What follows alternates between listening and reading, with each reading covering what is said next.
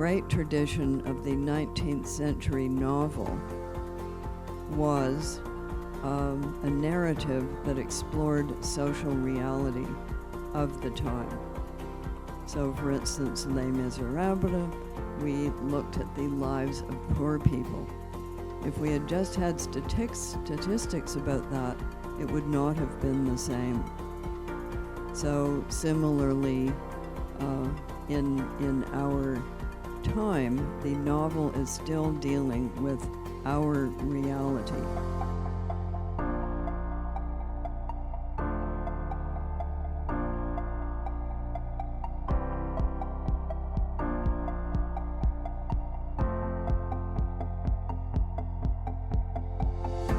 When did I first start thinking about the lottery?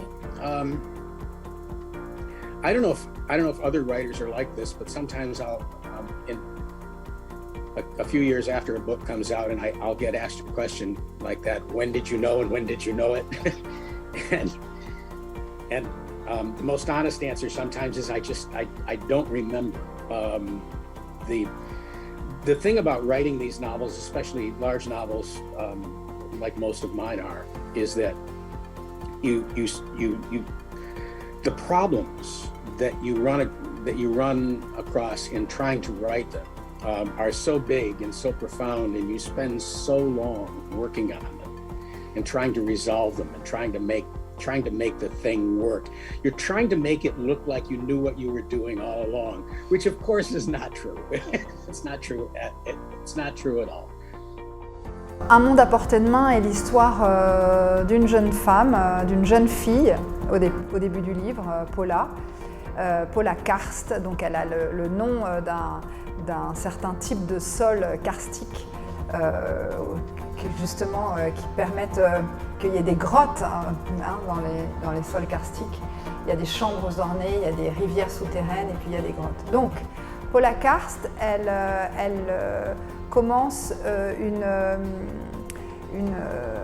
elle arrive à Bruxelles pour apprendre la peinture en décor dans une session qui va durer 6 mois. Au départ, c'est une jeune femme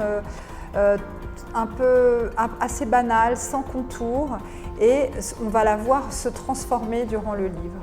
Cette école de Bruxelles, c'est une école où l'on apprend la peinture en décor, le trompe-l'œil, et cela se traduit par le fait de savoir peindre toutes les textures, toutes les surfaces qui composent le monde. My new book is going about Iranian filmmaker. He has left his country, he has seen everything of the world, and he's now living somewhere in a village close to Amsterdam, and he want to tell his story. He want to tell what have you seen in all his entire life, but he choose to write in Dutch, even if he's not able to write in Dutch, because he has many secrets, and he think that he say his secrets only in a language that even himself is not able to read it. Io ricordo molto bene il 6 marzo del 2016, quando la notizia della morte di Luca Varane cominciò a diffondersi. A me colpirono diversi aspetti. Innanzitutto la violenza dell'omicidio sembrava quasi un omicidio più vicino all'omicidio rituale che al classico delitto metropolitano. Poi la mancanza di un movente, cioè non c'era nessun vantaggio che gli assassini potessero ottenere dall'ammazzare una persona che o conoscevano a malapena o addirittura non conoscevano affatto. Poi la normalità. Non è un omicidio maturato nell'ambito della criminalità, un criminale lo mette in conto di poter trovarsi in una situazione violenta o in galera. Ai due responsabili di questo omicidio, se avessero detto che appunto si sarebbero trovati in una situazione del genere una settimana prima, non ci avrebbero creduto. E poi il fatto che appunto i responsabili, gli assassini faticano a rendersi conto di quello che hanno fatto, sanno di averlo fatto, ma è come se in loro l'informazione non si trasformasse in conoscenza. Ecco, tutti questi elementi sono quelli che mi hanno spinto a cercare di capire non che cosa, quello era già abbastanza chiaro, ma perché.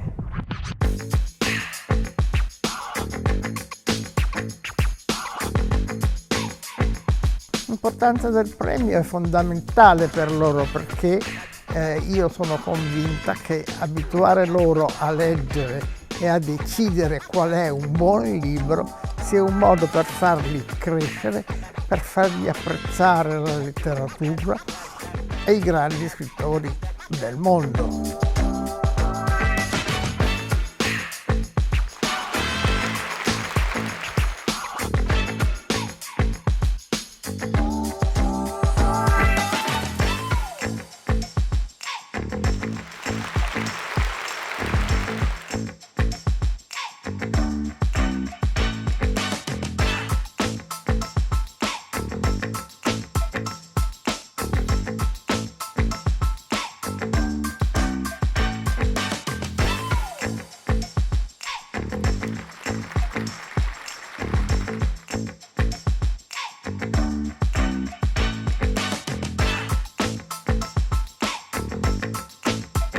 C'era una vecchia battuta, non mi ricordo attribuibile a quale scrittore, che diceva che gli scrittori hanno tanti padri ma una sola madre. I padri sarebbero gli scrittori e le scrittrici che l'hanno influenzato sul suo cammino, la madre che di solito è una, ma non è detto che sia una, è la lingua, che nel mio caso è l'italiano. Ci sono anche scrittori che hanno utilizzato più lingue, basti pensare a Nabokov o a Beckett, insomma la vita sarebbe anche abbastanza lunga.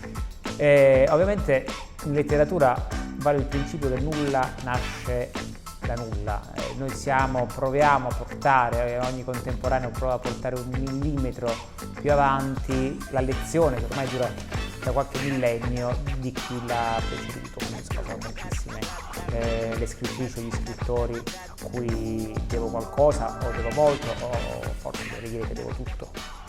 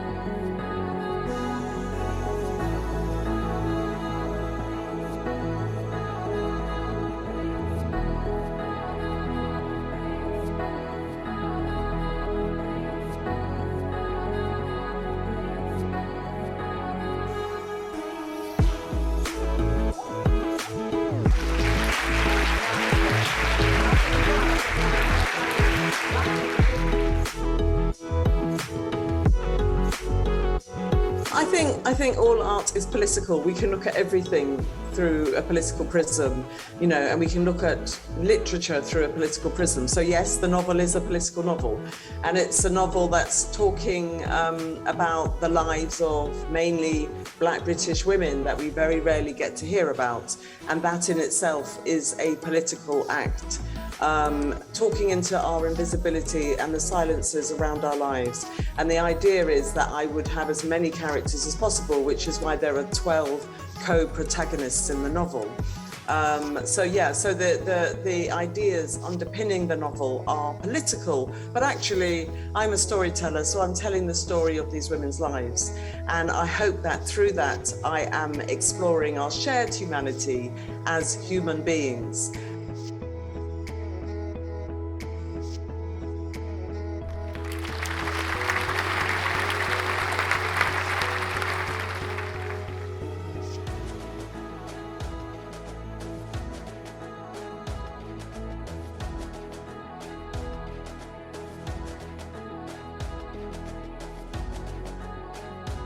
Shall we go on?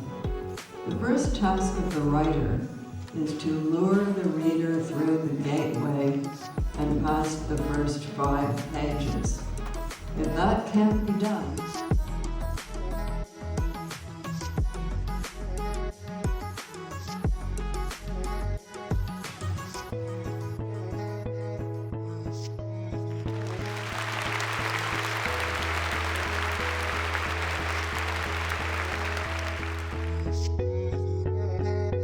Vince questa edizione del Lattes Grinzane la città dei vivi.